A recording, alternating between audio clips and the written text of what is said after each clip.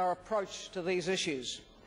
I believe New Zealand can aim to be the first nation to be truly sustainable across the 4 pillars of the economy, the society, the environment and nationhood.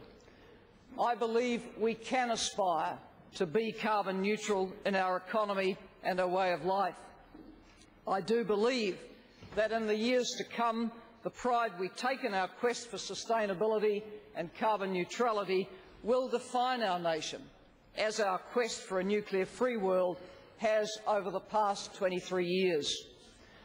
More than any other developed nation, New Zealand needs to go the extra mile to lower greenhouse gas emissions and increase sustainability. In our high-value markets in Europe, we face increasing pressure on our trade and tourism from competitors who are all too ready to use against us the distance our goods must travel to market and the distance tourists must travel to us. By lowering our carbon footprint, we strengthen our position against that sort of protectionism, and the government is working to lower that footprint in many ways. Several years ago, we rewrote the land transport legislation to put emphasis on sustainability, and over 7 budgets we've increased spending on public transport by around 750%. Now the draft New Zealand energy and energy efficiency and conservation strategies set out to take sustainability to new levels. They champion renewable energy across power generation and transport and energy efficiency at home and at work. I believe New Zealand has the potential to lead the world in its commitment to renewable energy. On biofuels, the time has come to implement a sales obligation. Biofuels can replace diesel and petrol and reduce our greenhouse gas emissions. With domestic production, they can also be positive for the current account. The government's decided that a biofuel sales obligation will be set at 3.4% of the annual energy content of total petrol and diesel sales by 2012. This initial target is considered sufficient to encourage the uptake of biodiesel and the development of infrastructure for ethanol distribution. Further details about the biofuel sales obligation and other announcements related to sustainability are being announced by ministers later today. This measure complements decisions already made to see that cars imported into New Zealand in future meet higher emission standards and that consumers have proper information on the fuel efficiency of the cars they are purchasing. Last year, in recognition of the important contribution of forestry to climate change mitigation strategies, the government announced its permanent Forest Sinks initiative. Already, an announcement has been made of a major investment to develop 30,000 hectares of permanent forest on Ngāti Porou land on the east coast. But there is potential to do much more.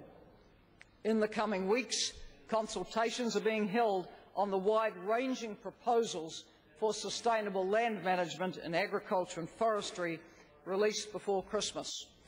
These major export sectors have much to gain from association with sustainability policies. In the future, business overall will need to be sustainable to make money, and there will be money to be made from being sustainable.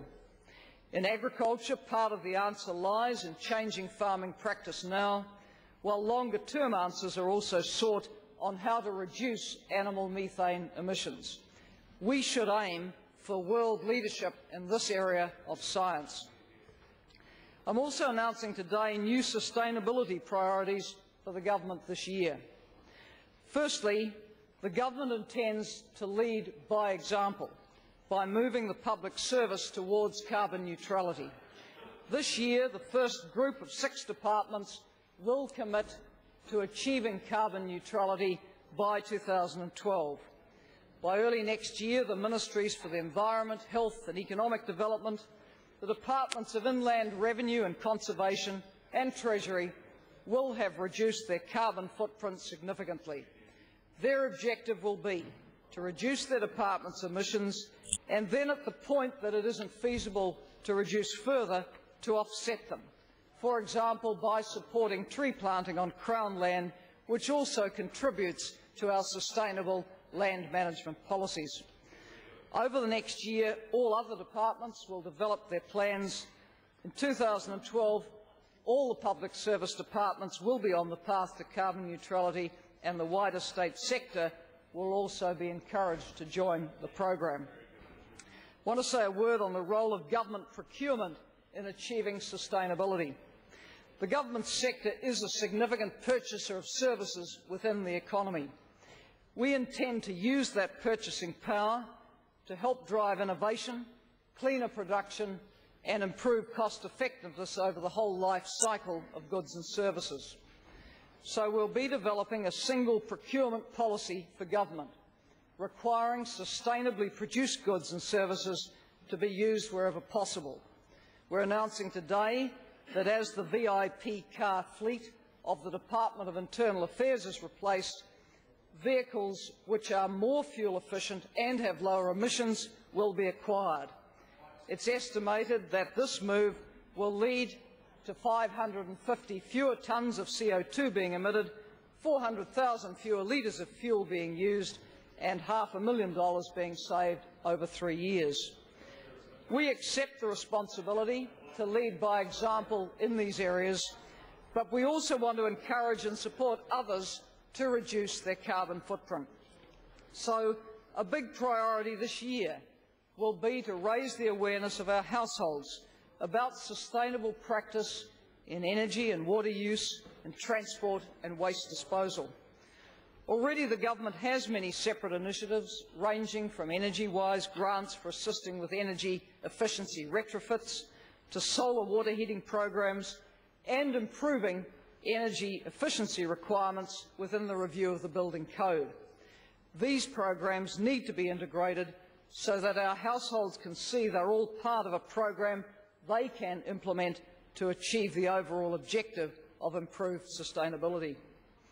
Then there's business sustainability, and we believe business has a big contribution to make to improving New Zealand's overall sustainability performance and can take up the commercial opportunities which the worldwide interest in sustainability creates. Many businesses are involved already, many more are interested, and the new government procurement policy will give companies an added incentive to be sustainable.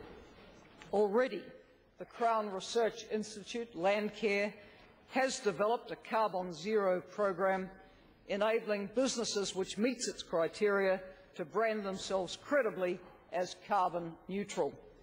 The government will work with leading business networks like the Business Council for Sustainable Development and the Sustainable Business Network to promote awareness by companies of what they can do to improve both their sustainability and their profitability.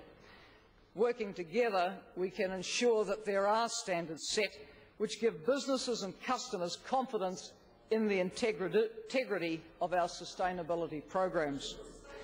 We're also following closely the exciting work in the private sector on the development of carbon trading regimes, and we will be willing to consider what legislative and regulatory changes might be needed to put them into effect.